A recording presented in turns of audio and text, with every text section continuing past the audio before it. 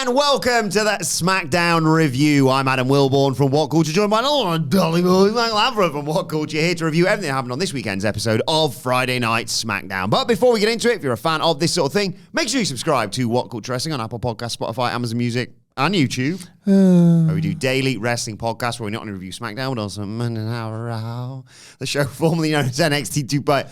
AEW Dynamite, AEW Collision, pay-per-views, premium live events. We have interviews, roundtable discussions, and a round of the week complete. The very good quiz, of course, on WrestleCulture. As I said, though, joined by Michael Hamflett on Blue Monday, of course, here to review this week's episode of Friday Night SmackDown.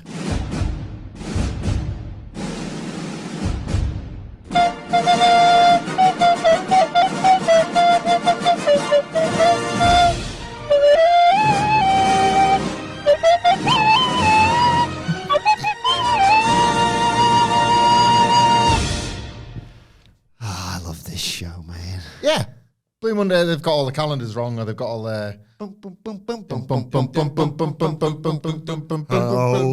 it feel? Watch the Fed. I don't know. How does it feel to have to review Collision? Not too bad this week, to be fair. Yeah, ruffle its hair all you want, do it on that podcast. Blue Monday was last week, mate, because I was feeling pretty sad about a terrible SmackDown, and I'm right as rain this week. Everything's fine again. Yeah, it was good. It was really good. I'm still not convinced, not by half, that there's anywhere near the roster in terms of quality and quantity for this 3-hour era. We keep Until saying, June? Well, this is it. It ends in June. Like, I hope you've enjoyed it. Leave the memories alone. It's been 3 weeks. But I can't shake this idea that, when you were younger and you fooled yourself. I'm saying when you were younger, we're all in our 30s. Or in our 30s. But there might be people listening to this that are in a period in their life where they're taking exams or they're taking tests or they're doing like work within their work where there's deadlines. And you kind of fool yourself into thinking, nah, I know me, I'm best on deadline. Right, the night before, you want to see me go, steam coming off the page. Yeah. Laptop now, tablet. Jesus Christ, I'm old. We're all in our 30s fact, but I am 3 generations behind in what people work on. Phone? I don't know. Did you do station on your phone? Chat GPT, innit? Just straight in your mind. Yeah. Straight in your mind. Submit it by telepathy. Anyway, yeah, you fool yourself into thinking that that's when I work fast. I'm best under pressure. No. Quickest under pressure. Quickest. Yes. So SmackDown on a Friday afternoon, typically after we've recorded the preview. Yeah. Triple H is like, I got booked SmackDown. We're still on a TV network in America. And all of a sudden, 3 hours, he has to, like out of his brain, goes out there, pretends to be Jacob Fatu for an entrance rehearsal. Oh my God. He's like, got it, done it, there you go, submit it just in time. I don't know, there's somebody that has to just go through it, just red pen. He's got some quality, leaf fitting, I guess, is the other credit. And he's like, well, I mean, it's a C. It's 40%. It's a pass. It's a pass. Meanwhile, while SmackDown's on, he's already right, I need to get this Raw Seg 4 bob on. It needs to be just right. I can't have Mum and Dad Netflix breathing down my neck. So I can't shake that feeling that that's how we're kind of arriving at these SmackDowns at the moment. And if I'm Cody Rhodes and if I'm Bianca Belair and if I'm certain wrestlers that frankly deserve a little bit better, I'd maybe be asking a few questions, but... This week, he sort of snuck through a 55-60%, didn't he? Oh, yeah. Yeah, you kind of got yourself a TT there. You got yourself a drinker's degree of a SmackDown. Good for you. But he was just like, just do this paragraph about Jimmy Uso and Melo. That'll fill a few words. Oh, it's class, actually. It's this would be the equivalent of so many of my 1,500 word essays where I was kind of bored by the subjects. I didn't do any of the necessary reading and then went to get a book the night before / day of the deadline, and naturally the books you actually need are out the library. So if that was an essay on this SmackDown, it would be the question might be posed how can Triple H book a wrestling show better than he did last week when there was some criticism towards it? And my first paragraph, 300 words or something. Wrestling is best defined as the conflict between two performers in a sports entertainment setting. This was outlined by, and it's literally the introduction to the one book that remains on the shelf. That's where we're at still with SmackDown. But I've got high hopes for next week's at least. Yeah. Because of the stuff they've put on deck. And of course, it's going to be like sort of Saturday night's main event and Royal Rumble go. And there's so much destination to point towards that it doesn't feel like you can miss now. Yeah, exactly. At least up until WrestleMania. And Solo Sikoa, you say it best when you say nothing at all and let Jacob Fatu do the talking. Not the truth. How are you in your academic days with working to deadline, with kind of keeping organised, that sort of thing? Amazing at preparing for exams. I was kind of good at exams because I could scare myself thinking, well, this time tomorrow you're going to be sat in a hall and you're going to have to write something. So cramming rather than revising? No, I was good at that. Right. I was good at knowing, right, you got to make sure you're really prepared for this. Make a revision timetable and stick to it. Did you? Try to, not really a timetable necessarily, but just stick yourself in the library and don't allow yourself to leave, sort of thing.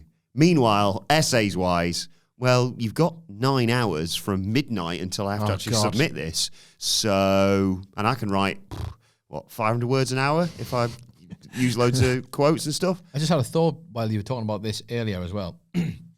You're saying you're so many generations behind. Yeah. Yeah. Sure am. Are people just dictating their words to text now? Good point. Yeah, probably. Like, how much faster is that? If you can obviously deliver we've done presenting, you know what it's like to deliver a sentence accurately. Like, but it's not as simple as that, is it? No. So I think, do you know what, one of the big sort of technological innovations that will do away with a lot of the delaying tactic, Wilbourn made maybe sick to my stomach, G, or thinking about when it would be the night of a deadline, and you wake up in that morning and the deadline is, say, 24 hours from now, like 10 a.m. deadline, something like, right, I'll start it now. And then it gets to lunchtime. Right, 2 o'clock start, definitely. 5 o'clock start. Yeah. And then it goes from realising how much time left to sort of counting down the hours remaining before deadline. It's like, well, no point me starting now. Might as well start at 10 p.m. Yeah. I'm only going to just get distracted by Pro Evo, so I might as well start at 10. One of the big hurdles back then I found was just not knowing where to start. When you were blatantly having to fake it till you made it, I bet ChatGPT and other forms of AI have got an unbelievable line in like essay starters now. If you give me the first 100 words on an insert essay title, I bet that's unbelievably good. The stuff that's already out online, all the years where people have been submitting coursework and assignments to those, what are they called? I used to do it in an old job, where it was like the plagiarism detector, yes. like all that sort of stuff. Yeah. That work's gone out there somewhere, isn't it, into the ether. ChatGPT, like first 100 words taken care of, and you're like, well, I'll just recite that and then start talking. Yeah, you're probably right. It's just, God. Yeah. Let us know if you're studying, and God, I wish I was. Is it better or worse? Or you're just letting ChatGPT write the whole thing? Yeah, Will, how do you counter the allegations if you genuinely write it yourself and they say you've got this from ChatGPT? It's a compliment, I suppose, but how do you prove that you wrote it? This is presumably going to be like one of the big battles with AI, isn't it? Like someone's probably just live streaming. Yeah. There's a new Twitch channel where someone writes their essays and then submits that alongside their coursework to say, look, I did it myself. Were you two, we're a sort of generation apart, university-wise, were you two handing in physical assignments at all by the time you were at university, or was it USBs or emails? Or because we had a learning resource centre, it was called, and there was a physical copy that went in, like each time there was a big assignment or a dissertation, it was you had to go and get it bound and all that kind of thing. Go on after you. I distinctly remember one of them doing the classic, there you go, there's my essay. This is blank. Oh no, I've sent you the wrong one. Sorry, Nadine, I hadn't written it at the time. But I did write it in the 24 hours that I'd allowed myself through sheer panic. Yeah.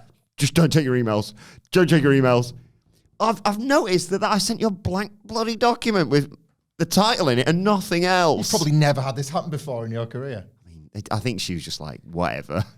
You're a 2-1 student. You're always going to be a 2-1 student. Congratulations. Nicholas, you got a first. I did get a first. Thank you for bringing that up. Because I never would. Fancy Dan. Because I never will. I'll never will, but when anybody else says it, I still get that little smile. You got a first, right? Yeah, I did. I was going to say, yeah. Sorry, when you said you didn't get a first, it sort of wrecked my sort of world. Oh, no, I said I don't like to talk about it. Oh, sorry. I like to talk about it because I'm proud of you. That's amazing, yeah. Well, but that was kind of what you've just said there, though. Like, year one, nobody... If anybody's working hard in year one, you're an idiot. Doing it wrong. Stop it. Yeah. The day someone told me it was like 40% to get a pass, it was like, well, where's the beer? Second year was a bit better, and then third year was just I'd found the thing I wanted to do, which had nothing to do with creative writing and everything to do with film and stuff. And then And here we are. And just made a load of projects around writing and filming. And then, but I was that enthused by them that I had already started them before the year started. So I was just like switched on for a year. Fair play. I got a first, but it was literally like a percentage into the, like whatever it is, whatever the 1% to get into it was what I got. Very early on in third year, because it's like second and third year combined, right, for the overall mark. Different ones work out. I can't remember how it worked, but I distinctly remember thinking, well, unless I pull off a miracle, I'm not getting a first, and I'd really have to screw up to get a 2-2 here. So you're right where you want to be, sort of. So I guess spend all my time in the student radio station doing that instead. That worked out as well, didn't it? Yeah. That was my plan, though. I was exactly the same as that. I never really, I told myself I didn't want a first. It felt like if you got a first, you were a loser. I overdid it in my dissertation. I got a 2-1, but everything was trending 2-2. And then it came good those 3 nights in the library before deadline. It really came together. Don't do it that way. No, don't. Have an amazing time at university, but stagger your work out properly, because I wouldn't want to relive those days. Well, the amount of times I'd start an essay on the night of and think, it's not that difficult, this. If I'd have actually put the work in a week ago, this might have actually been decent. And then you pull it off, and then you're like, and then you also go back to your work. But then when you actually get over this thing, it doesn't help you, does it? No. You shouldn't have achieved that. No. This is when I got caught out in university, because I was doing English literature and creative writing, and I dropped literature at the beginning of the second year, I think, because you can't fake that. No. You can't fake it at the university level. You just can't. And William Shakespeare was... Hey, I did once get a B at A level, and I'd never read the book, and I was so lazy I couldn't even be bothered to watch the film. That's how bad it was.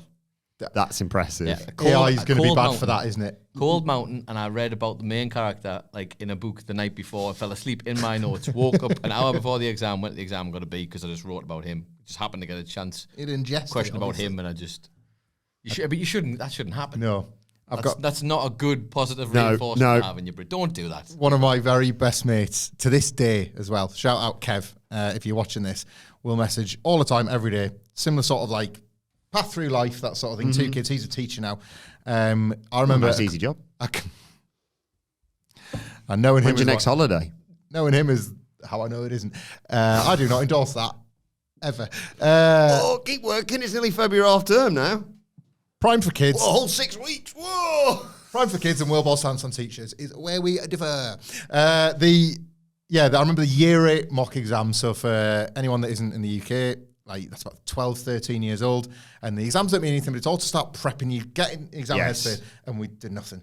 And I remember the conversation of, but when we get to the Saturn year 9, then we'll knuckle down. Like 30 years later of real quizzing our entire lives. Like, but when we get to that, like... When we hit our 40s. Yeah, any serious thing that ever comes up in life, like, we'll both still reference that point. We're like, when's the one when we actually do the prep? Like, it's got to come up at some point. Like, he'll message me, like, 3 a.m. sometimes, a new term's about to start, and he's still getting the last of his, like, paperwork done for the new pupils or whatever it is.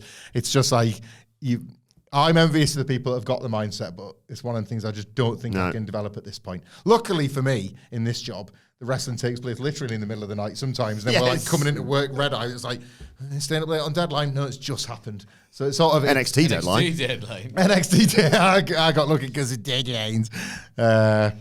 What else was I going to say? Actually, not the case this week. I did watch SmackDown right on deadline, but because it was my son Charlie's birthday. Happy birthday, Charlie.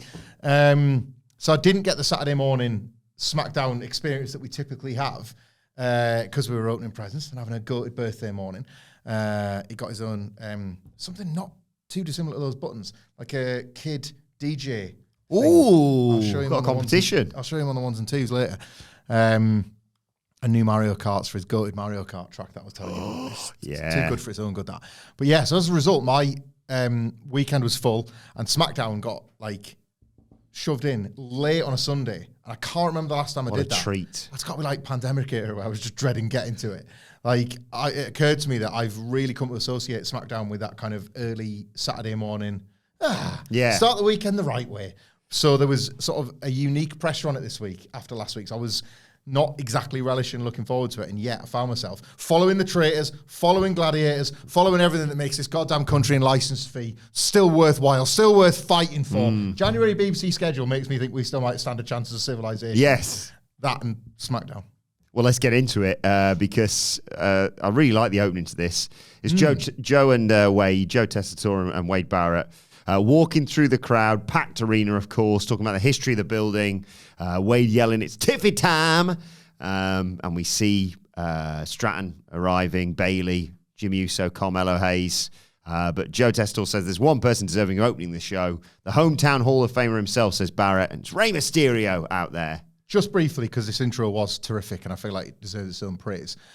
I couldn't help thinking here, and I'm saying this with sympathy because I know people will take all sorts of sides based on this particular person's performance in his role over the years. Could Corey Graves have picked a worse time to boot off about this situation? I have genuine sympathy for him putting in the time. Oh, yeah. We've discussed this sort of thing. Oh, yeah. There is a lot to this, and it would have felt like, at a bare minimum, like your ego's pretty bruised being sat next to Vic Joseph and Booker T on NXT. However, he knows the lay of the land, and he knows that Pat McAfee's there until Pat McAfee decides not to be. And that when Pat McAfee decides not to be, probably Corey Graves gets put back in. But then he himself would be thinking, well, I'm not just this substitute. I don't feel good about being a substitute. Tess and Wade are great. They're so good. They're really good. And like I say that, again, with a certain degree of sympathy for Even when Corey they have Graves, like the faux arguments. But like, what are you talking about, Joe? The chemistry is terrific. Yeah. Like walking through that building, you wanted to hope that next week's building's got just as much interest in history and started the same way because they look and sound and act so natural together. They're credible. Like even the height difference is good. Yeah. Like Tess is sort of like legit sports guy. Wade, the ex-wrestler who like kind of likes like just being part of the show again. There's like a real enthusiasm in his like mannerisms. I forget who it was they were naming. Was it Jimi Hendrix? They're like, oh, down these corridors, if the walls could talk, and like whoever he's naming, there was Hendrix there. I think it was like a boxer and a guitarist at least. And like Wade was giving the sort of boom, and then it was good. You know, he's really chuffed to be there. Yeah. Tess has got the gravitas. It's like NXT was probably it for a while. Yeah. I don't know how that's going to shake out. You better learn to like it. That's all I'll say for Graves. So Ray's out first. Huge reaction, understandably, for him. 619 chance. And Ray gets on the mic and says, what do you guys want to talk about? That's what he did. Well, he says it's the home 619, of course. I can't believe you haven't learned that in Spanish, you hack. Oh, yeah. ChatGPT, what's the no? More national pay-per-views for those intros this year. Clash Friends was a personal favourite of mine. Yeah. Nah, that Germany one was the one. Yes. Couldn't believe like the way that the transcript was coming up on Twitter from your clip that I posted of you doing it in German, and it was near perfect. It's absolutely terrifying. Ray says it's great to be home in front of his people. He wanted to come out because he wanted to declare himself for the Royal Rumble. He talked about 2006, obviously entering at number 2, winning the Royal Rumble match. Didn't mention 2014, did he? He also didn't mention winning the Royal Rumble match and then losing that title opportunity, of course, a month later because of, well, what Randy Orton said, which he no doubt regrets, was told to say, let's be honest. He was goaded. Yes. Goaded into losing his shot, wasn't he, Rey Mysterio? But it turned out great, even if it was far too brief and in the middle of the card. Yeah. It won the title, though, at WrestleMania 22. He talks about the competition for this year's Rumble. Drew, Punk, Seth, Roman, Cena. And he said, when I won in 2006, I, of course, did it for a friend. And there's lovely Eddie chants echoing around the arena. It's the perfect time to bring out Kevin Owens and his Winged Eagle belts, wearing the Canadian son of a security systems technician T-shirt. Terrific. Absolutely terrific. Owens apologizes for interrupting Rey Mysterio. But he had to go out there because Ray's talking about winning the Rumble. He says, look, I don't respect many people more than I respect you, Ray. He talked about main event in WrestleMania with Stone Cold Steve Austin. Winning the tag titles with his then best friend at WrestleMania, of course. And now he stands there as the true rightful WWE champion. One thing left he wants to accomplish, and that's step in the ring with Rey Mysterio. And he's going to be rooting for Ray to win the Rumble. But he wants Ray to promise that when he does win, he'll pick Owens as his champions to face at Mania. He's going to beat Cody again, of course, and Ray's going to win the Rumble. Ray's like, with all due respect, Kev, you're not the champion. Yeah. look, if I go on to win the Rumble and you beat Cody, more than happy to face you, Kev. Kevin's like, I am the bloody champion. I've got this belt. I earned it. I deserve it. And Rey Mysterio says, calm down, dear. You're acting delusional. Sorry, there are parallels here to Kevin and Dwayne, but carry on. Not long, 7 days till he returns, of course. A little bit of me hopes you're right. A little bit of me is dreading it and running for it like Shayna Baszler. Because if you are, that's it. I don't know, I might have to flip the desk. How are we going to cope with that? Well, you'll have no camera cuts that day. Yeah. I'm feeling poorly. He says, yeah, you're delusional. bit like my bloody son Dom. And that's it. The comparison to Dominic Mysterio is what sends Kevin Owens over the edge. Yeah. He tries to attack Rey with the belt, but Rey counters that, sets him up for the 619, and Owens bails out before he can get hit with that and yells about not being like Dominic. There's a standard that I guess this segment is illustrative of, but you get quite a lot probably in WWE while it's as good as it's been. Where this wasn't some sort of home run segment or anything, but tell me what about it wasn't good. Yeah. All of it was good. The fact that you had Rey Mysterio, a legend in his hometown, getting his flowers from a crowd that loves him, and then announce himself from the Rumble, which, as we've discussed, is kind of basically putting yourself in the League of Legends at the moment. It's this only top stars announced deal, which can be subverted at the point at which a Dominic Mysterio might say, I'm gonna join these Hall of Famers and champions. There's no way to get this wrong now. You kind of established this pattern of big names. We've even Raw preview out now, wherever you get it, or soon, where we talk about JBL has an argument because it's full of WWE champions and whatnot. So they're really onto something with the way they've done the Rumble announcements this year. And then for Kevin Owens to be the one to spoil it and pretend for a split second like he wasn't out to spoil it, but there's always this underlying tension and this unease whenever Owens is around. The Sami Zayn tease was fantastic once again. They're always brilliant. The T-shirt was piss funny. Yeah. Owens is the one guy that can still use comedy and not not pop the bubble. He was wearing a Rey T-shirt later on, wasn't he, when he was taping up backstage? You allow the tension to remain, even if typically that kind of comedy might pierce it all, and it never does. And then if you were going to pick up one single thing about this entire segment, and it's only a small thing, they were across that with the explanation of where Cody Rhodes was. It reminds me of when AEW was on fire and they explained that the showers in Daly's place were so far away that Cody Rhodes couldn't make the save because he's that sort of character. And they did it again here. There are a lot of segments in WWE where I can sort of understand why people are watching and going, I don't get how this is as massive as it is. But this for me is sort of why, because it doesn't have to be great to just be entirely good. You couldn't slip a piece of paper through this. No. Spot on. We see the women's tag team champions, Bianca Belair and Naomi, talking backstage. And Bianca's like, no leads, is it? And Naomi's like, no, I've just been working all week on this. I can't quite crack it. It's about who could have possibly attacked Jade Cargill. Did you see there was a Jade Cargill tweet as well? Don't get me excited. Is that so? That's what she's questioning the legitimacy. But Naomi's like, never mind about all that. Who cares? It doesn't really matter at the end of this. It's been so long. Let's focus on tonight and fighting Nia Jax and Candice LeRae. But why don't you tie that hair up after you cost me the number one contenders match? It's just a laugh. It's just miscommunication. It's fine. I'm really excited for this Naomi reveal, if that's where they're going, of course. Good stuff, isn't it? Yeah. There's real tension starting to develop. I think they're leaning into how much everybody thinks it is Naomi. So as we've kind of always said along the way with this story, if it's not her, they've done a really great job of this being one ginormous red herring for when the true perpetrator is revealed. So good stuff. The SmackDown GM, before the tag match, SmackDown GM's chatting to Rey Mysterio and said, kick his ass, Rey, I've sorted the match for later on in the show. When Cody Rhodes, walks in, looking slightly disheveled, but that's because he's come straight from the medical office.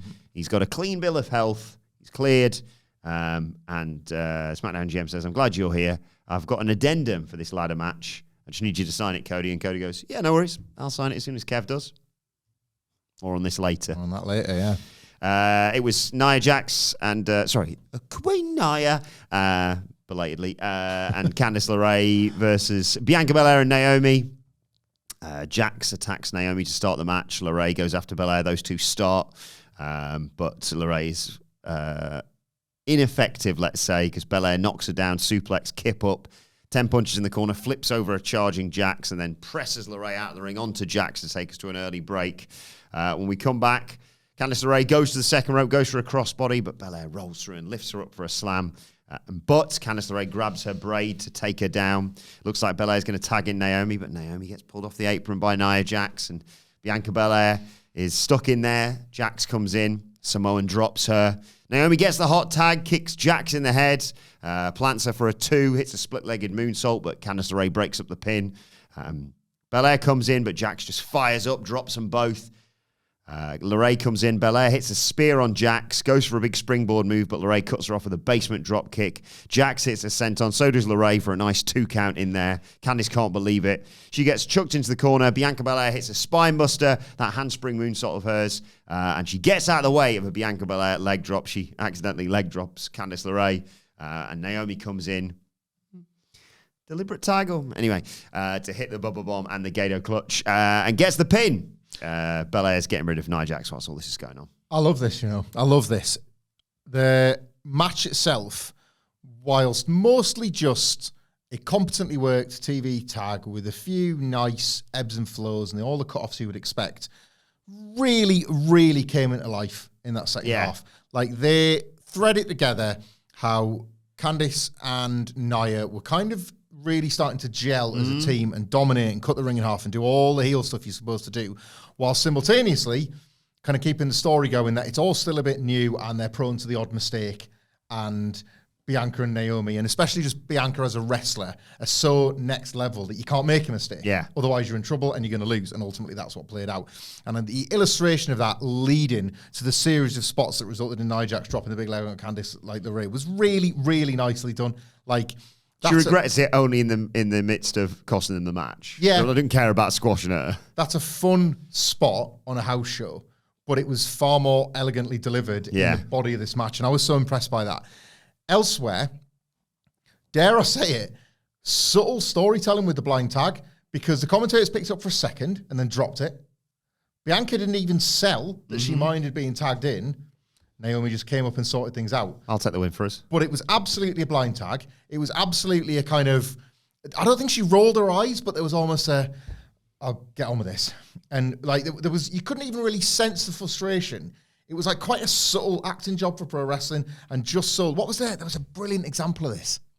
It was, recently, the first time we saw the new Toni Storm character come back, and the first time she went to do the running hip attack in the corner, and like for a second put her hands out like that, and I think you heard Excalibur go, and then she did the and it was just Rockstar Toni Storm again, and it was like, and that one little utterance was the only acknowledgement of what are we seeing here? Where's that character's laying dormant within? This was that in WWE. Kind of like, I think it was like Wade maybe, kind of a blind tag there, but then it was on to business and they won. So what's the problem? What's the problem with the blind tag if all the results are fine? It ends justify the means, the whole deal.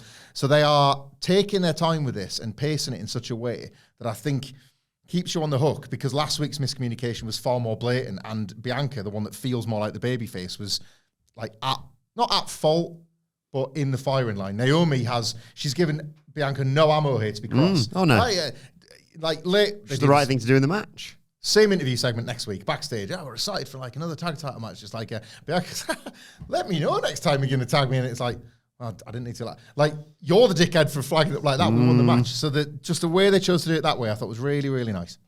I like Toni Storm a lot. More on her on the Collision review later on today.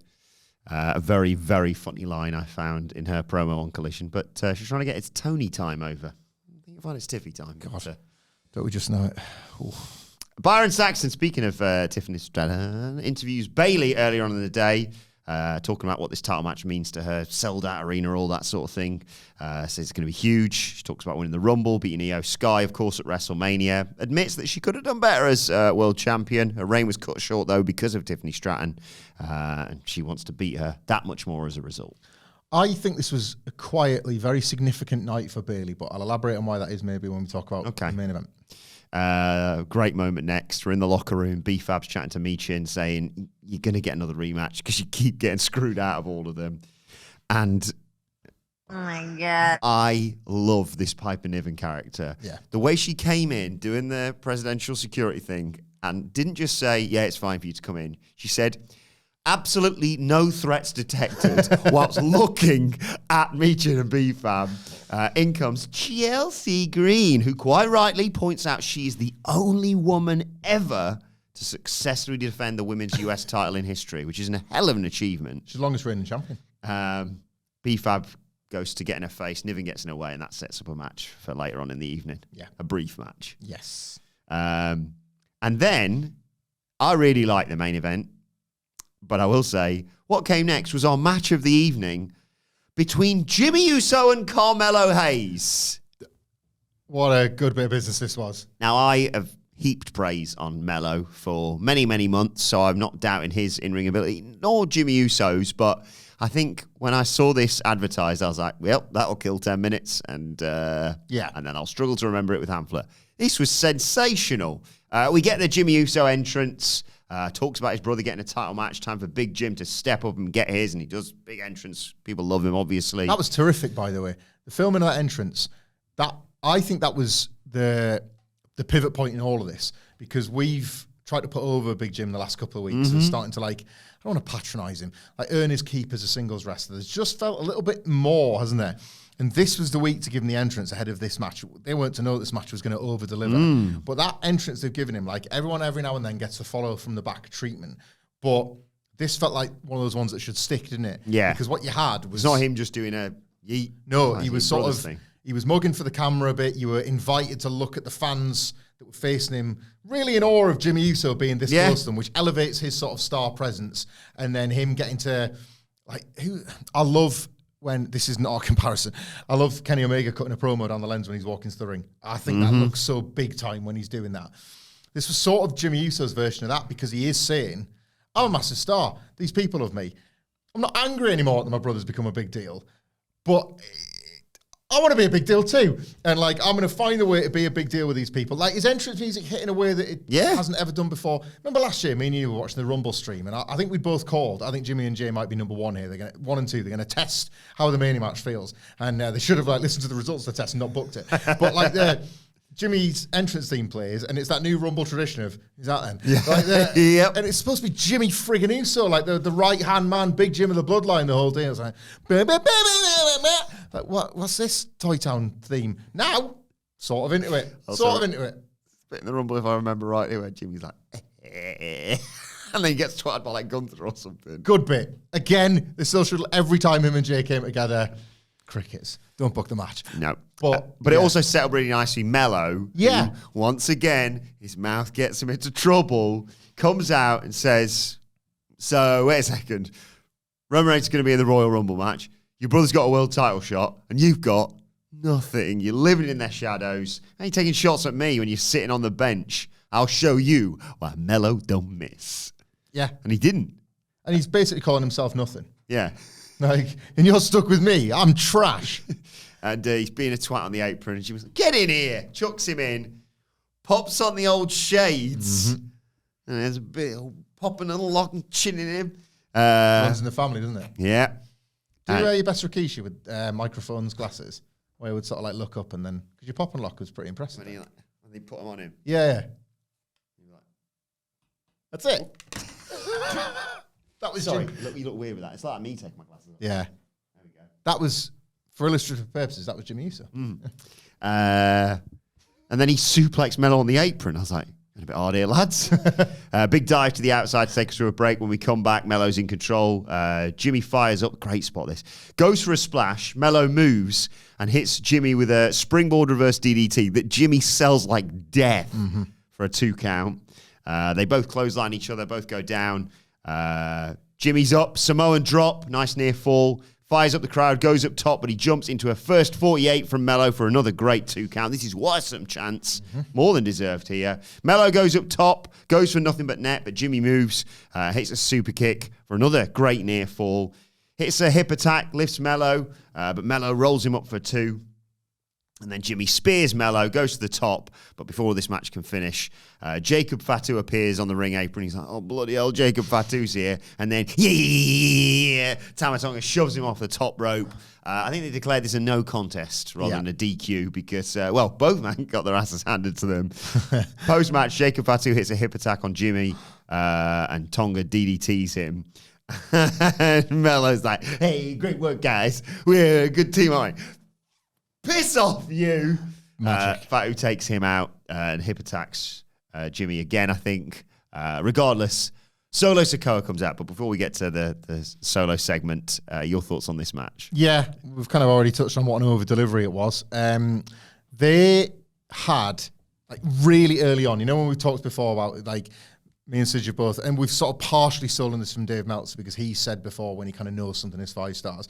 And there's just a feeling every now and then when the match you want to be good is, it's actually happening. This is everything I dreamed of and more, and it's happening. There's that vibe really early on. Similarly, there's nothing worse than when I'm not feeling this, and now the wrestlers are trying to work to get it, and they're not going to get it, and you know it's not going to be that magic night you dreamed of. Nobody thought this was going to be a magic night. Absolutely nobody. No. Not even you. Of which one of the men in this was 50% of the All-Food of the Year, 2024, would have been sort of like champion this specific match, and yet the vibe was so good early. We'd never have previewed this with any excitement. Nah. Their only job was to, like, look after this thing they'd established in the first couple of minutes and see it through, and they did just that. At no point did the fans kind of just catch themselves and go, hey, it's Big Jim and Melo. Like, nobody was willing to accept reality. Ultimately, they were going to see this as more than the sum of its parts, and that's what the wrestlers wrestled up to, and fair play to them. I think that, I'm sure something like this was designed, but the stuff on the apron and the stuff on the floor was vital to kind of like harnessing that vibe and making it feel, man, they're going above and beyond it. This is something special. Both sold their aces off. That felt like they were kind of like taking the energy back from the crowd and firing it back at them. That awesome night when you've got that, when like audience and wrestlers simpatico. This is not going to trouble any match of the year lists. Obviously not. It might not even trouble Dave's typical, I only rate TV matches over 3.5. But those that watched it will remember it. And again, it just feels like if you're kind of if you're a SmackDown truther, or if you're a real one and you watch every week, you have sensed Big Jim building like real momentum rather than meme novelty appeal. Yeah. And this turns out he's got more than just super kicks in his arsenal. Yeah, this was the sort of the real turning point of that. Is like, is there something to actually get from this? I've said it on, I think it was the Raw preview. There is a tragic irony to the fact that Jey Uso is going to get a world title shot against Gunther. Jim is finding form, and odds are at WrestleMania it's probably going to be the Usos in a tag. They must both be thinking, wait, like what more can we do? However, a lovely, lovely bit of business this, and Melo getting his head knocked off by Jacob Fatu, who's just... I don't think that's going to stop him believing that the bloodline is very much for him. Yeah, he's their Ricochet, isn't he? Yeah, I sense there's more to come between them because, again, there was a frisson with them in the ring, and I was like, I'm into this. I know you had to take me out to make it look kind of even. I got it, don't worry. I was on the same page, that's what it'll say. That's it. So, yeah, Solo comes out, gets booed like he's Joe and Leanne off the Traitors, quite rightly. Nice reference. Dropped in the middle here because I did see some people in the comments that were skipping forward, trying to avoid Traitors conversation. You can't avoid Traitors conversation. Well, no spoilers. You never give any spoilers. You shouldn't be avoiding the Traitors, full stop. Although the finale is this Friday, of course. You've seen, this Friday. You're going to watch that before our... Yes, we have to. We've got Blue Friday with SmackDown and a Blue Saturday, haven't we? Indeed we do. Something nice. Port Vale, we're coming for you. I've noticed, I checked my Valve stock over the weekend and I'm pretty low. So I need to check out our friends at Leangate for some new ones. More on that. Oh, Friday, a warning in advance now. Friday's SmackDown preview is going to be unbearable if you don't like that sort of thing. But do join us for it. Or if you're our producer. What else is new? Yeah. So, have you seen Gladiators yet? No. We're saving that. Well, yeah, we're not saving it. We just didn't find time at the weekend. It's we had to, as I said, Charlie's birthday weekend. He bloody loves that show. So we had to change the booking time for the pub he wanted to go for his tea at to later. So that and there was a sort of byproduct of that is that because we had to book it later, he's an evil genius, my eldest. He wanted to watch Gladiators as it was airing, so we watched it on the big screen Holiday Inn TV because we got a room upgrade because my son's a legend. we then went to the pub, and the kids' menus had been taken off the tables because it was past that time. So he had to order his dessert from the adult menu. So he got full-size cake. Well, played a blinder. Rules are rules. We'd already had cake that day. He picked his birthday cake. He knew what he was doing. Well played, Charlie.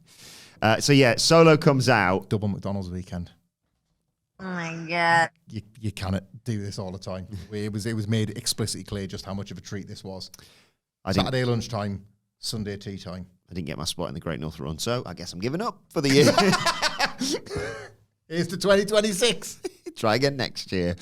On our Netflix version, it obviously does the thing where sometimes it'll just be like, we'll be right back, and it's all the people doing their thing.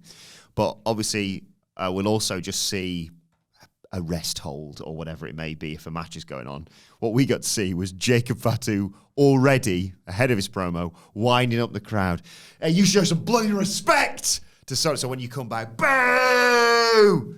I hate you, Joe! Why are you always talking in the bloody round tables? You literally haven't found a single traitor, you dickhead! He is the worst, I'm with you. I'm totally with you at this point. Crossed for Wednesday. This was, we should probably talk about this for those that missed it, because I imagine it's been clipped and put on Twitter or whatever, so anybody that wants to see what Jacob's up to can see the whole Jacob experience. You kind of can't underestimate how important that probably was for Jacob backstage, because he's given quite a lot to say and do on this one, as opposed to the normal. Well, what is it he normally says? He tends to hit a catchphrase. He normally says, I love you, Solo. But he was allowed to flesh that out this week, and I think that's probably... the best audience is a live crowd in the right setting, and he was given it, and I thought he nailed it, and everybody obviously got pretty excited about the match that would be built between the two. I think I know what you're looking at. Yeah, shout out to the arse formerly known as Jimmy Blade. Yeah. He's made a nice Photoshop on X with Jacob Fatu's face on Brother Love. Yeah. I think there's a third element that Jimmy Blade might add to this, but it sort of involves you in some way, like somehow. Brother Love does look like me when I come off holiday, so. Much of a tan? Nah, not really. Don't tan me. I burn. You go puce. Yeah. But yes, Solo stands there, and you assume he's going to do the whole acknowledge me thing, but he just looks around, drops the mic, takes off his jacket, and leaves. Bit of a loss of confidence here, perhaps, for Solo. And a shaking of the confidence maybe of Tama Tonga and Jacob Fatu, because they just look at him. Fatu's like, but then he's also really pissed off at everyone not respecting his tribal chief. And he screams into the microphone. So this is what it comes to, huh? I'm tired of the disrespect and the hate and the envy. Even on a bad day, nobody can touch him. Look, I could give a damn if anyone cheers or boos. One thing you people won't let do is one thing I won't let you do is let people forget that I never got mine. Easier for him to say. People think I'm losing it. People think I'm crazy. Craziest thing about this situation is I'm just getting started. And I was like, yeah. And then L-A-9, yeah. His music hits and they look and he attacks from behind. Beats them both down temporarily, but of course, it's Jacob Fatu. Unless you just kill him, he's going to come back, and he did, and he gets the upper hand until bronze music hits. He comes back. Great to see him back, and Tama Tonga thinks it's a good idea to try and hit him with a splash, and just no, none of that, Tama. Brilliant. And there's just a moment, that awesome stare down to set up what's coming on Saturday. Fatu and Braun stare down. Let's go, come on. And Jacob Fatu fancies it, but Tama Tonga wisely takes him out of it. Yeah, they've learned that Jacob Fatu in a stare down with anybody makes you want to watch that match. They had it with Roman, TBC. They had it with Bron Breakker on that Raw, TBC. They have seen and heard the noises when Jacob Fatu has a stare down with somebody pretty hard looking, and they've found a guy and then immediately can book the match. So a really inspired choice to bring Braun in here for what will presumably be a loss, but it's something that kind of everybody's going to be glued to. Yeah. Really, really good booking. Jacob Fatu had a fantastic night, hardly the first since he arrived in WWE. And this was the first time since the Netflix Raw, the result of it, that I actually felt like I could visualize a direction for this new bloodline. You get to WrestleMania, and some sort of high stakes tag with Solo and Jacob, don't you? And you take the temperature of the crowd, and is it Solo that is turned babyface on by a vile Jacob attack? Or is the crowd simply desperate for Jacob to wake up and realize that Solo's a hack and that he, they lose, obviously. And you mentioned about like the faith kind of being a bit shaken. And then his response to that was to like not back down, double down, and just be angrier than ever that like anybody could disrespect him.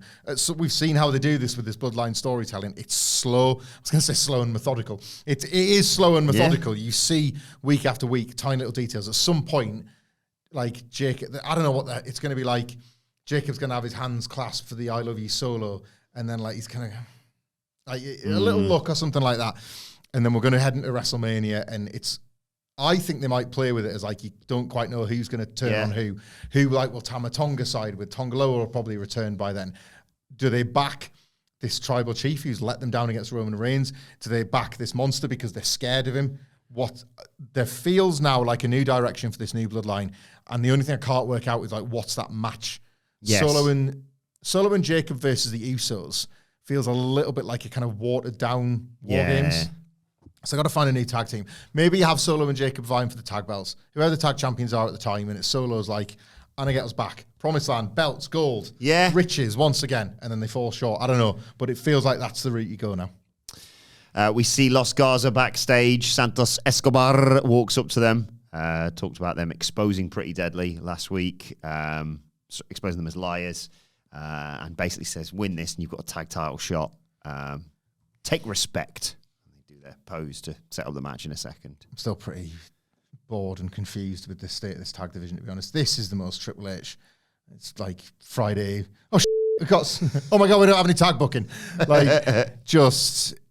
it wasn't, we've been like sort of fantasy booking and previewing this tournament that now doesn't exist. Yeah. It's rubbish, isn't it? Yeah, I don't know what all this was. But Alex Shelley and Angel start the match. Business relationship. Give the Motor City Machine Guns the TNA music back. Yeah. Do it right now. Umberto hit a nice rolling moonsault early on. Got to get something good out of this thing. I'm having Matt Hardy. I'm having the Guns music. That's my deal. We get the ripping off of the trousers, which is always a fun spot from Angel. We take a break, come back. It's a nice gory bomb slingshot flipping cutter that Los Garza hit to get a 2 on Chris Sabin. They keep trying to get him from getting over to Alex Shelley, but he finally does. Runs wild. They hit some dragon screw leg whips on Berto for a 2 count. Sabin and Shelley come back and forth in, and they end up putting both members of Los Garza in a figure 4. I think Umberto was the legal man who got to the ropes. That broke it all up. Shelley gets shoved into the turnbuckles. There's a fall-away slam from Umberto for a 2 count. And then it's like a springboard kick to the face and a heart attack simultaneously for a nice 2 count on Sabin. And they lift up Shelley to do their finish. But Sabin saves him. Suicide dive on the outside after he's cleared the ring onto both of the Los Garza. The Motor City Machine Guns set up their finisher, but then, yes, boy! Pretty Deadly interfere. But for too long. Because Los Garza are like, thanks, we've got the match won now. Yeah. No, Skull and Bones from Motor City Machine Guns, they get the 1, 2, 3. I thought this match was fine, but it was a damning illustration of, said it before, good wrestling alone isn't enough. This was cold for the most part. This division is not well booked still. There's a lot of confusing motivations of different teams at this point. Best thing about it happened later. Yeah, it did. It really did. And it's as if in perfect contrast to a match that never stood a chance of like having the moves executed as well in Jimmy Uso and Melo, and was all about telling a totally different story in the women's squash with Piper Niven and B-Fab. Both of those got responses, had like real flashpoint moments. 2 minutes and 18 seconds of that match. And drove stories forward, as opposed to what we were sat watching, which was just like decent tag wrestling happening in front of us. Big development next. The SmackDown GM, can't remember what his name is, runs into Kevin Owens, says, addendum, world title, sign it. He's like, oh, Cody signed it? He's waiting for you to sign it. Well, I'll sign it when he signs it. And he says, stop trying to distract me, Nick. Who was he talking? Was it somebody off camera? Must be. Yeah. As he prepares for his match against Rey Mysterio. Then we get the match between Piper Niven and B-Fab. B-Fab got squashed here, but it was like she showed some smarts. She knew when Niven was coming and got out of the way often, got a 2 count from a DDT, kicked her to the outside, brought her back in and was like, Chelsea Green, you're really annoying. Clotheslined her on the outside, and in rolling back into the ring, good finish this, Niven just sentons her, Piper driver, 1, 2, 3, post-match, kicked the crap out of it until Michin runs down with a kendo stick to make the save. I thought this was just full of character.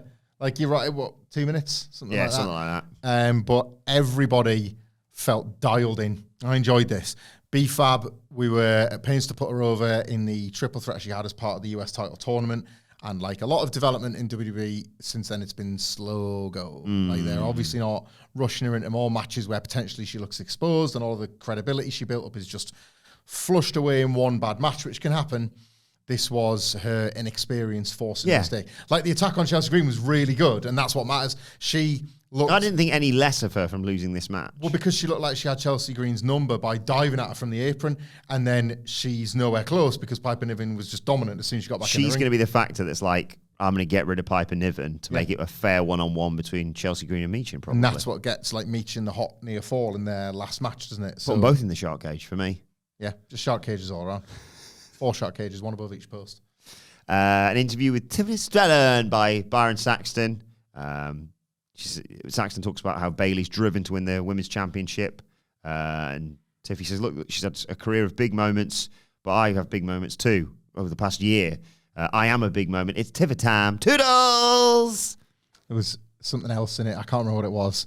I was trying to remember this and I couldn't. They're just like not even trying. It's like, what? I'm going to make a cup of Tiffy tea. It's like not even related. It's just a word beginning with T that's not related to the character. That's what they're hitting you over the head with, aren't they? Like she gets to work, she loves thinking of a bit of alliterative wordplay, and then goes out and wrestles. So one person will give a pass to. Yeah. Then it was time for Kevin Owens versus Rey Mysterio. Even obviously to start with, which Kevin Owens is pissed off about. Sends Mysterio to the outside, but Rey obviously knocks Owens into the barrier and hits a sliding splash to take us to a break. Love that move. We come back. Mysterio's fighting out of a chin lock, sends Owens into the post, sets up for the 619, but Owens gets to his feet, super kicks Mysterio, goes to the pop-up powerbomb, but Mysterio turns it into a tilt-a-whirl DDT for 2. Sets Owens up top, climbs up with him, but Owens headbutts his way out of it, and then even does the Eddie Guerrero frog splash for a 2. People were pissed off with that. He also set up for a superplex, but Rey turned it into a sunset flip from the top and hit a modified destroyer for a near fall as well. Goes for a springboard splash, but misses. Owens hits a stunner, but Mysterio kicks out. That got a nice pop as well. Owens goes up top. He wants the swanton, but Rey gets his knees up, hits the 619 in the 619. That was a lovely moment. Goes up top, but Owens stumbly-bumblies into the referee, which knocks into the ropes, which knocks Mysterio down. And from there, Owens hits the pop-up powerbomb for the 1, 2, 3. Post-match, Owens puts the World Championship aside, shakes Rey Mysterio's hand, bows at him, and then tries to package pile driver him until Cody runs down, and it's the usual Cody Owens brawl. It's really funny the moment when Cody's music hits and like this like incredulous Kevin Owens face as he's got Rey cradled for a package pile driver. What? What's the problem? Really like that. Good match. Kevin Owens doesn't have bad collision. ones. Someone like not having a go at it all, but it was so funny because someone hit a pile. I think it was Mox or someone hit a pile driver in that 12-man, and I was like, taking Randy Orton out of wrestling. That ass. Yeah. This was a good match without like pulling up any trees, wasn't it? You sense that Rey Mysterio and Kevin Owens, and I like if this is true. I don't know the WWE law on it properly, but not many singles. Kevin Owens said about like dream singles match. He's never had it before. They might have had house show stuff, but either way, you just sense men with this amount of experience and like love from the fans. They love to hate, and they could do this stuff in their sleep, and yet. Like they kind of find their way with their own, Owens especially, with their own little flourishes to make it feel bigger than just going through the motions. Rey always hits a 619. Yeah. Doesn't necessarily mean he's going to win, but I just was like, when they took it away, I was still such a child that I was like, oh no, let him hit the 619 and 619. There's a time, like, it's like in football, it is the same in wrestling, like form is temporary, class is permanent. It's not a popular thing to say now, but time was 2011, 2010, maybe even. It was his last ever match, it turns out, if you check on Cage Match. I always think of like how I was sucked into this. I was at a TNA house show where Hulk Hogan worked what turned out to be his last match. Of course, yeah. And some like red tracky bottoms. And he was just, again, different time, I wouldn't be asked about it anymore, but captured in the work of it all as I was, he did the thing where the babyfaces won, and he was going to and it was like he wasn't going to do our side of the building. And I was raging and screaming at the same time, oh, come back and do the thing, I want to show my affection to you. I never even a Hogan guy. Yeah. But like, that's the art of the work, right? And that's what like Kevin Owens and Rey Mysterio can do. And that's what makes it mean so much more. They're very lucky to be in that position, but they've earned it too. And that's how you get a match like this. SmackDown GM, can't remember what his name is, and his friend Nick, of course. They're chatting to Cody backstage. Is that Tom's brother? Tom Mysterio's brother? Maybe. That's a good time, wasn't it? Yeah. SmackDown GM says, you two are bloody out of control, you are. Look. Tom and Nick Mysterio, this is. I'm having none of this. We're having a contract signing at Saturday night's main event. You're both going to relinquish your titles, and we'll hang them over, well, not hang them above that ring. That'd be stupid. But we'll sign the contract, agree to the addendum, whatever that is. And I can't be asked to work Saturday. So instead, it's going to be Shawn Michaels. Oh my God. I mean, this is a tremendous development. Oh, and Braun Strowman's taking on Jacob Fatu. Oh my God. Like, Saturday night's main event did go, from Cedric. Cedric made this point. He called it this, and I use his words specifically, battle of the actually over belts. That's what he said. Like, the Shawn Michaels involvement, right, it's a bit of stunt casting because it's San Antonio, Texas. We just said about Rey Mysterio. Like, using the hometown figure. What if he gets attacked? Kevin Owens goes for a bit of cheap heat. You don't see Shawn Michaels get attacked a lot. No. So that like could be massive in the building on the night. There's two belts, and like, Cody could be over there and Owens could be over there, and Shawn could see them both at the same time. He's got ladder match law. So like he's going to talk about like I was climbing for two belts, like, and it didn't work out well for me. Like, think about what you're doing when you're out there. There's like, he is the perfect guy, even if it's just kind of a shameless, I think, live here. Yeah. You're from here, that kind of thing. What if beforehand, he's got a bit of money, Shawn, obviously. Yeah. He had the Saudi payday. He's running NXT. And he's decided to splash the cash since we last saw him. Kind of got himself a hair transplant. He's like, I'm going to do something with this now. I've got hair again. I'm going to spike this dark hair. I don't know what's dark. Dark hair up into some spiky hair. And Cody Rhodes sits from behind. Is that Kevin Owens? On site. On site. Ah, Shawn. That makes a lot more sense. Oh, yeah. I was told you're going to be here. He's dead downwind if I ever see him. Yeah, I kind of can't wait for this. Are we doing sort of a SmackDown SNME joint preview on Friday? Oh, 100%, yeah. Strap in, that's going 3 hours, that one. We got a lot to talk about. Sorry. There'll be a Traitors preview, Gladiators preview, Chesterfield Port Vale preview, Saturday night's main event preview, Saturday daytime's main event, which is the Chesterfield Port Vale game. Oh my God. SmackDown preview. There's a lot on. There's a lot on the docket. I don't know why he's apologising to me. I'll be here for my contracted 1 to 1 hour 15 minutes. Then after that, you're on your own. Well, there's a lot on the docket on Friday's show. Also, next week on SmackDown, Tama Tonga versus LA Knight. Yeah. And Pretty Deadly find mostly machine guns. Again. Yeah. I like the development later on. Well, it comes now, actually. Pretty Deadly, yeah. This was good. They're walking backstage, and they run into DIY, and grumpy Tommaso Ciampa's here. You bloody handed that victory to mostly machine guns. You're playing out. You're a joke. Everyone's laughing at you. He leaves, and Gargano has to be the, kind of want to keep him on side, Tommaso. You can help us pretend titles. Hey, guys. Yeah, it's just a bit of tough love. Tommaso, you can't tell, but he's fighting you in that back office, right? He's been sticking up for you in that staff room. I love this idea as well as sort of like, come on, guys, keep your eyes on the prize. And he's holding the title that he knows they're going to win that match. Yeah. There's no prize. Like, we believe in you, eh? I want to make life better for you and get you close to these titles that we're definitely going to beat you for. And hey, see you later. He leaves. I mean, and then this was brilliant because it's been happening a lot. Obviously, Apollo Crews walks in and goes, See, that relationship's really working out for you, idiots. And then I thought it was going to be Tommaso Ciampa. Johnny Gargano runs in, chucks him into one of those flight guests and goes, keep our name out of your mouth, you prick! Johnny Gargano just turns into Terry Funk one week. Yeah, This is like this very violent attack by Johnny Gargano. Kick his ass. So much better that it was him and not, like, Yeah. be Tommaso. Like, really funny. I want Tommaso and actually went a bit far with Apollo Crews, didn't you? Well, this is it, right? Because he did. I'm starting to, like, sympathise with Apollo Crews. Maybe too much. Give him a partner now. Like, LA Knight's going out there fighting the Bloodline alone for, like, a minor infraction. They kick the shit out of him, and he's done nothing about it. Yeah. And now he's just like, pretty deadly. You probably should do something like that. And Johnny Gargano's murdering him in cold blood. Get a partner, fix this. Yeah. Awesome. Is that the end thing here with DIY? Is it like Apollo Crews insert mystery partner tag title program? Is that Maybe. the deal? I don't know. I just like he's got to get some revenge for this. Yeah. You cannot like keep getting battered like this and do nothing other than then like find lower on the pecking order. This week is Melo going, your mouth getting you into trouble there, Apollo. See, wouldn't catch me doing something like that. Huh? He's behind me, isn't he? Saturday night's main event. Picture the scene. The first one was heavily rooted in nostalgia, wasn't it? Less of that with the second one, but Or Hulk Hogan. Hogan's still here. But because of that, Stop showing him. because of that, they're like, well, how can we make this feel nostalgic? Well, like, and you never guess what? Like, some of the wrestlers have asked if they can dress up as some of the biggest stars from Saturday night's main events gone by.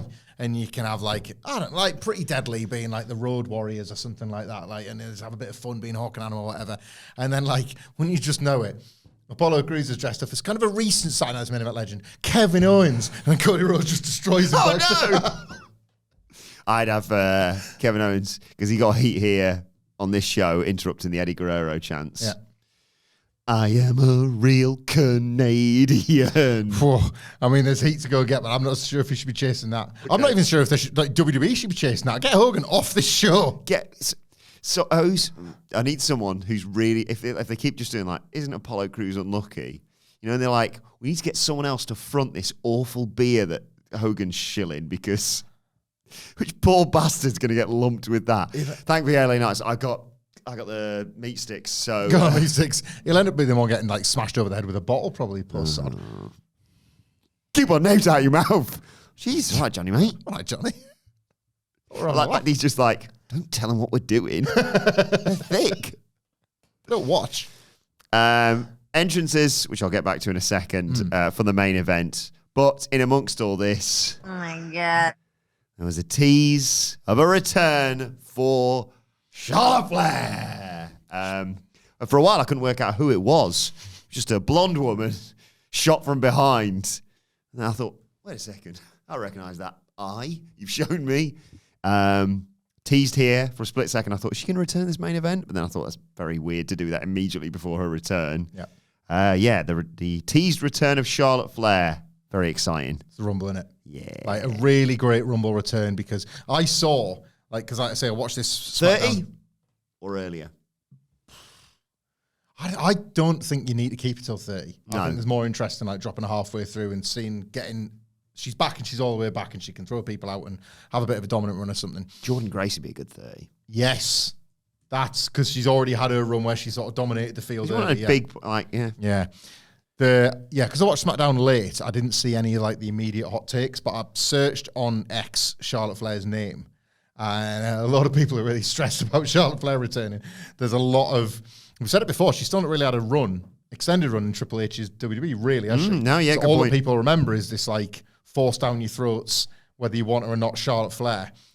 A fascinating person to bring back in this field. Really interesting if they do go the direction. I hope they're going in, Tiff versus Charlotte, and how the dynamics work for that. I could see Charlotte Flair winning an Elimination Chamber to get that shot. Yeah. Not the Rumble. But then she could win the Rumble. I can call the men's. I can't call the women's Rumble right now. Yeah, well, no, because there's one f***ing woman in it. Sort that out. Actually, I can. It's the one woman who's... It's Nia Jax. Congratulations.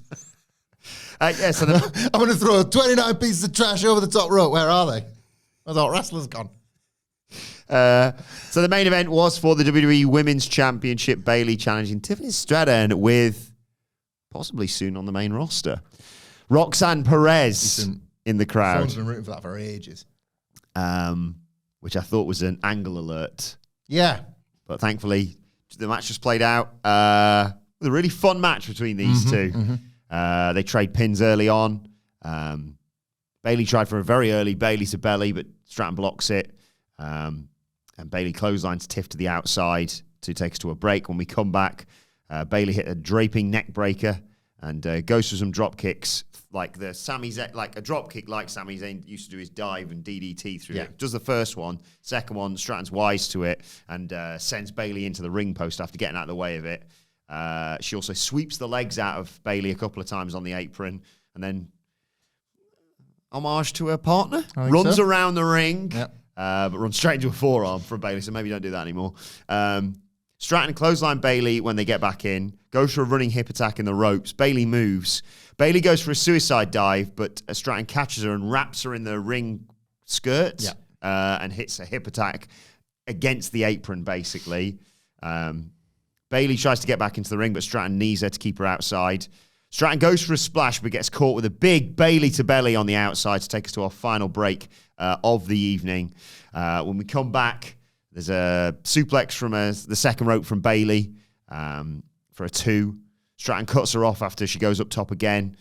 Hits a senton and a powerbomb for a good near fall. Works for the armbar, but Bayley rolls out of her and chucks it to the outside and then slams Stratton against the announce desk, suplexes her, and then joyjacks with Roxanne Perez in the crowd.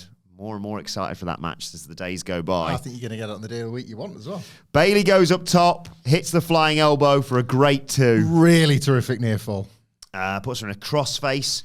Stratton gets out of it. Big spine buster for 2. Bayley hits the Bayley to belly on Stratton for a near fall again. Stratton sets up for the prettiest moonsault ever, but Bayley cut her off and does that awesome sunset flip into the corner turnbuckles for a 2. She slams her down, gets another near fall. Stratton comes back with a backslide kick to get a 2, and then out of nowhere grabs her. Alabama slam. Prettiest moonsault ever. 1, 2, 3. Tiffany Stratton retains. Love this. Loved it. I thought this had something that maybe wasn't obvious in the moment, but over time, quite a lot of pathos that might reveal itself as the months and years go ahead for Bayley in WWE. I feel like you ahead of a wrestle culture here. Goodbye, my hugger. Goodbye, my friend. You have been the one. You have been the one for me. But now you get to be work rate Natalia for the rest of your career. You heard the song this week? Last week? Did. Just Enrique Iglesias cover. Just worth checking out. No, another one. You mine his back catalogue, don't you? Yeah. Probably the same song. I can never remember what I've done before. Yeah, I thought the mention earlier on of winning the Rumble, going to WrestleMania, was pointed because it felt to me like this was the week, proof if proof be need be, that Triple H did that as like you were owed that and you never got it, and this company never treated you as well as it should have done.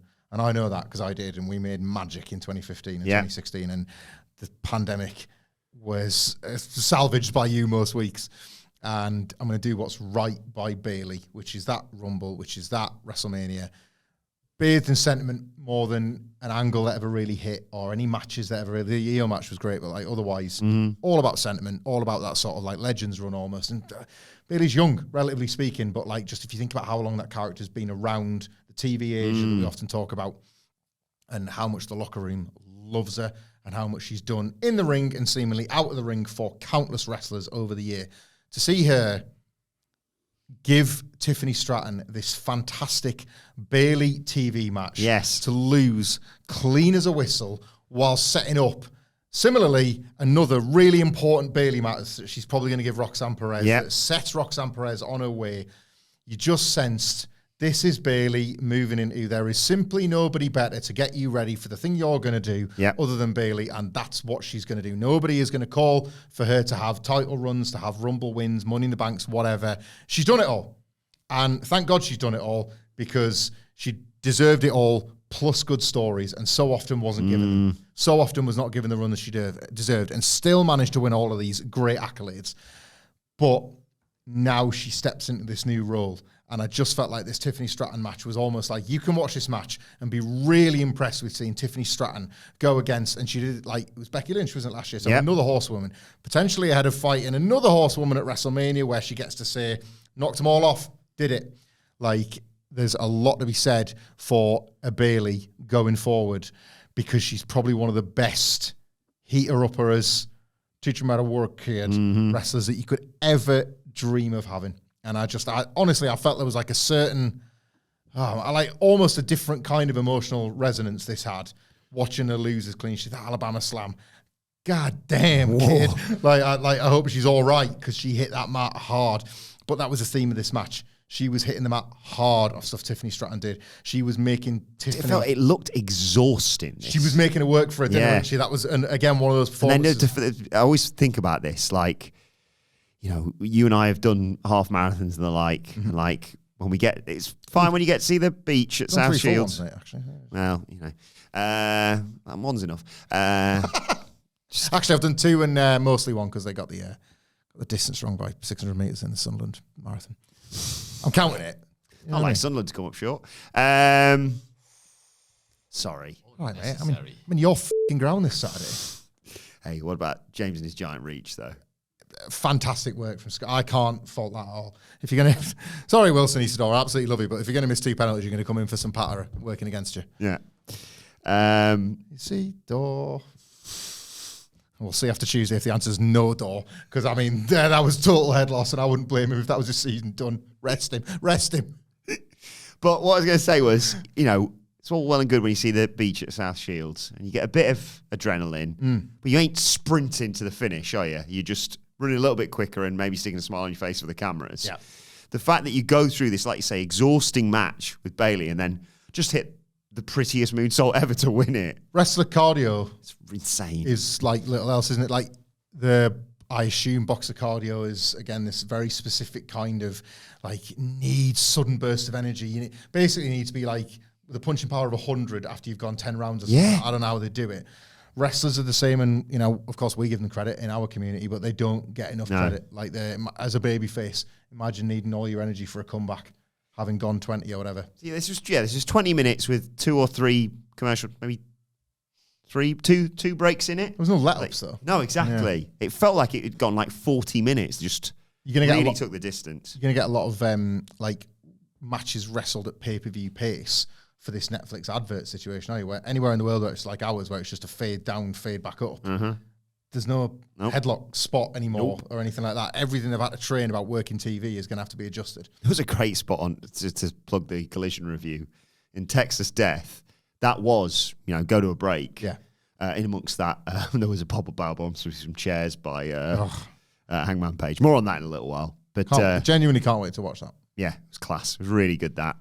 As was this show. Let us know your thoughts on it in the comment section below or on X at WhatCulture WWE. Watch, they can follow all 3 of us. You can follow Michael Hamflett at Michael Hamflett. Follow our brilliant, long-suffering producer, Adam Nicholas, at... It's Adam Nicholas. Follow me at Adam Wilbourn. Follow us all at WhatCulture WWE. And make sure you subscribe to WhatCulture Wrestling, wherever you get your podcast from, for daily wrestling podcasts. The Raw preview is available right now. Collision review coming your way later on today. But for now, this has been the SmackDown review, where we talked about Tiffany Stratton retaining the WWE Women's Championship, Kevin Owens versus Rey Mysterio, Braun Strowman being back, Johnny Gargano kicking the crap out of Apollo Crews, and a teased return for Charlotte Flair.